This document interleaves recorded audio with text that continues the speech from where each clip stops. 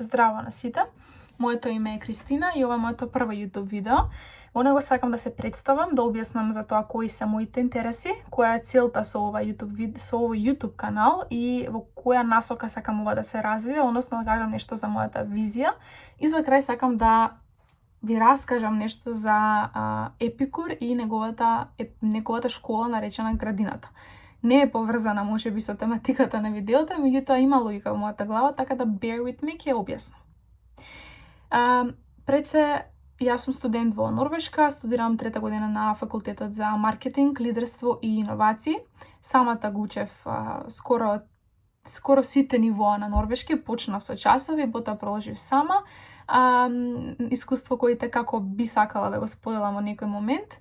Освен тоа што студирам на факултет овде, истовремено сум студент во Брейнстер академијата за дигитален маркетинг и AI. Член сум во две студентски организации, во едната сум председател на студентскиот дел, тоа е Сојузот за истражувачи овде во Норвешка, односно Forskerforbundet. Истовремено држам часови по норвешки веќе 3 години и на странци и на македонци. Работам во една компанија овдека на пола работно време и како студентска работа и имам интерес, односно читам за филозофски теми и како може да се применат и денес некои од тие принципи тогаш и колку се всушност релевантни за нас денес. Психологија и нормално модерна психологија, во која што верувам дека повеќето почнуваат да се интересираат за овој тип на содржина и теми.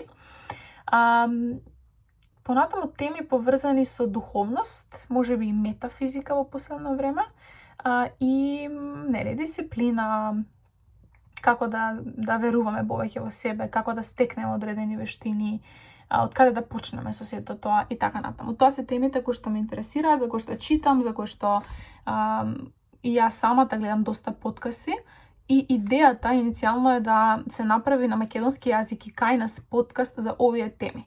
Мене наистина многу мило што и кај нас почна да се гледаат и снимаат подкасти и како тоа се одвива еден супер правец според мене. Меѓутоа да почнеме нешто на овие теми. Мислам дека кај нас фали контент и содржина и подкасти и видеа на овие теми кои што ги набрав пред малку. И некако природно ми беше со обзир на тоа што тие се моите интереси да зборувам за нив на овој мој канал. Сега, во некој момент би сакала дефинитивно да почнам да зборувам со луѓе кои што се покомпетентни од мене на овие теми, дали се образовани за некои од овие гранки или едноставно се доста начитани или имаат искуства од секојдневието, кои што би биле значени да се слушнат, како за инспирација, така и за да научиме нешто, нели? Навистина тоа е мојата онака визија, да речем, во кој правец ова би сакала да оди. Меѓутоа за почеток, би сакала да зборувам денеска за Епикур и да направам една споредба. Ќе се охрабрам да споредам со школата на Епикур, затоа што неговата школа, односно тој е антички филозоф кој што се занимава со пред се некои теми кои што можеби во тој период биле невообичаени. Епикур се залага за еден живот живот во скромност, живот во заедница со неговите пријатели, како што тој ги нарекува, тоа се всушност неговите ученици. Кај него биле добродојдени и жени и робови, што било невообичаено за тој период. Тој верувал во придобивките од тоа да се живее во една таква заедница и тоа го правеле во неговата приватна градина, затоа и школата се вика Градината.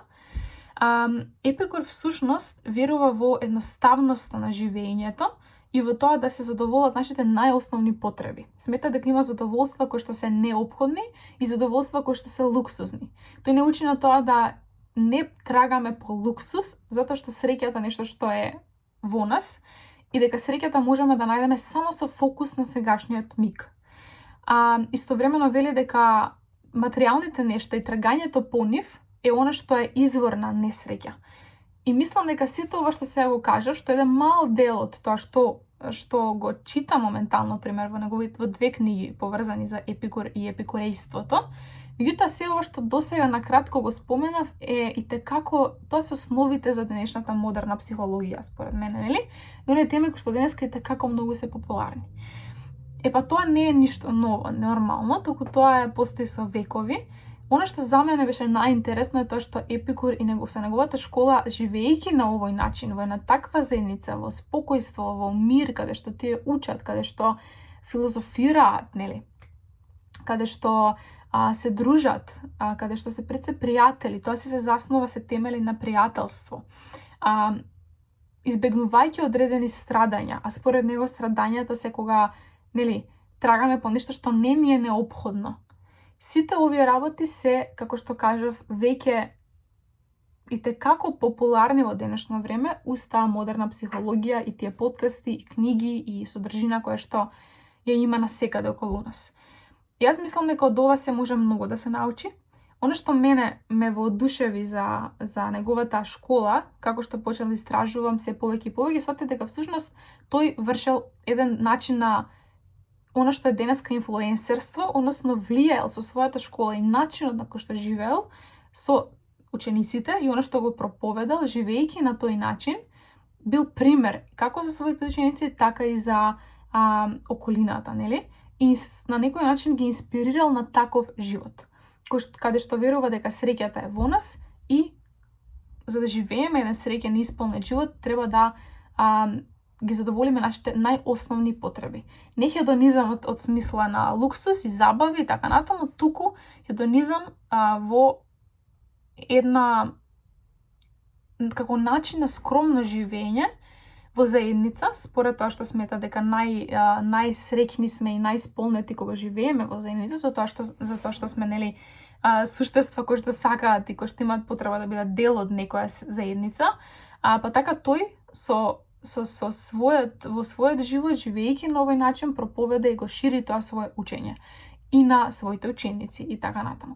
Така да се зададеме на мало место, кој што многу храбро од мене да го споредам со градината на Епикур, меѓутоа тоа ми беше искрено да бидам, тоа ми беше инспирацијата, да создадеме една платформа, значи една модерна градина, каде што ќе имаме прилика да слушнеме некои туги искуства од луѓе кои што имаат што да кажат, да научиме од нив или се инспирираме од нив и на некој начин да ги поттикнеме, да почнеме да зборуваме се повеќе за овие теми на нашите простори на македонски јазик. Со обзир на тоа што и јас, како некој што и текако многу сака да гледа подкасти кои што ме смируваат до некаде, ми даваат некое чувство, ме инспирираат, ме мотивираат да преземам акција, например, и така натаму, кој ќе слушнам како некој друг направил нешто или како некој друг размислува и така натаму, сметам дека би бил добар извор на инспирација и за зошто да не почнеме нешто и на македонски јазик од овој тип. Сега, тоа е мојата идеја.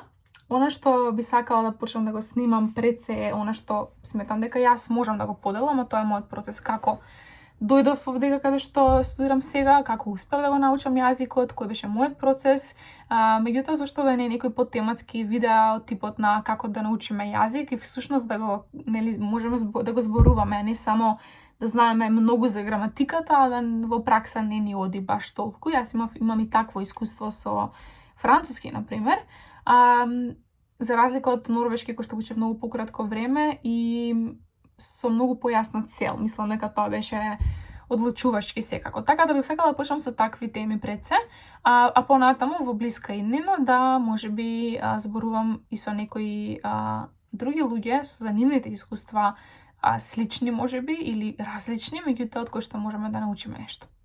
Благодарам на вниманието и се гледаме во моето наредно видео.